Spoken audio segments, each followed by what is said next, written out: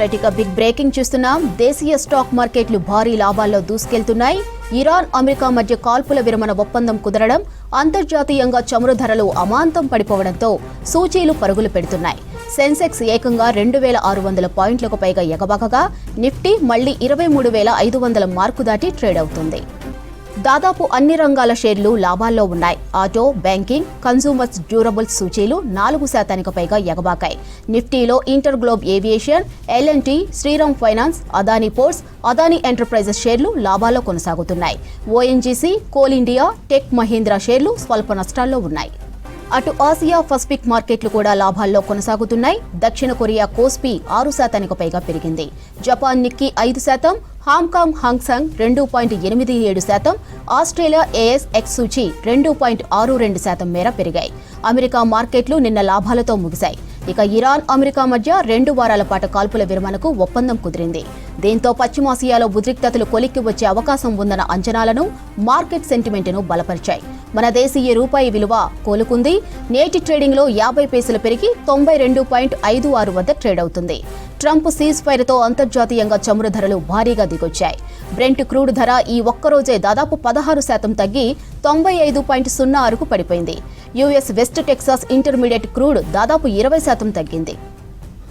రైట్గా stock మార్కెట్లో జోషుకు సంబంధించి మరిన్ని వివరాలు నరేందర్ అందిస్తారు. చెప్పండి నరేందర్, స్టాక్ మార్కెట్ల లాభాల డీటెయిల్స్ ఏంటి? మాధురి, మనం చూడొచ్చు ఇరాన్ అమెరికా యుద్ధం అయితే ఎప్పుడు స్టార్ట్ అయిందో అప్పటి నుంచి కూడా కొన్ని లక్షల కోట్లు అయితే స్టాక్ మార్కెట్లో నష్టపోయినది వాస్తవమే. అయితే ఈరోజు ఇటు ఇరాన్ అమెరికా మధ్య 2 వారాలు యుద్ధం విరమణ ఒప్పందం జరగడంతో ఈరోజు దేశీయ మార్కెట్తో పాటు ఇంటర్నేషనల్ మార్కెట్లు కూడా భారీ లాభాల్లో బాటపడుతున్నాయి. మనం చూసుకోవచ్చు ఈరోజు ఉదయం 9:30కి ప్రారంభమైన మార్కెట్లు దాదాపు సెన్సెక్స్ 2600 పాయింట్లు పెరిగింది. ఇటు నిఫ్టీ 23,000, అంటే ఒక 15 నిమిషాల ముందు వరకు అయితే 23,300 ఉంటే ఇప్పుడు 23,900కు దాటి ట్రేడ్ అవుతుంది.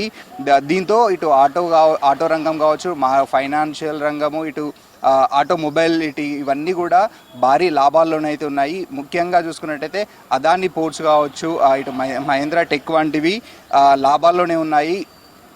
ఇటు బ్యాంకింగ్ షేర్లు కూడా భారీ లాభాల్లో ఉన్నాయి.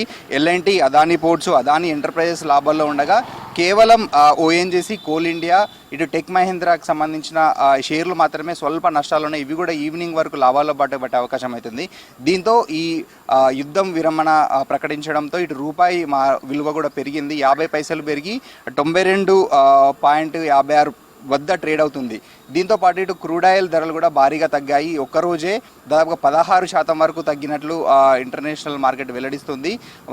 ఒకవేళ యుద్ధం ఇక్కడికే క్లోజ్ అయితే, లేదంటే ఈ 2 వారాల్లో కూడా మరిన్ని లాభాలు వచ్చే అవకాశం అయితే ఉంది. 2 వారాల తర్వాత ఏమవుతుందో అనేది పక్కన పెడితే ఇప్పుడు ఈ 2 వారాల వరకు అయితే ఇటు దేశీయ స్టాక్ మార్కెట్లు కావచ్చు, ఇంటర్నేషనల్ స్టాక్ మార్కెట్లు కావచ్చు మంచి లాభాలు వచ్చే అవకాశం అయితే ఉంది. మాధురి.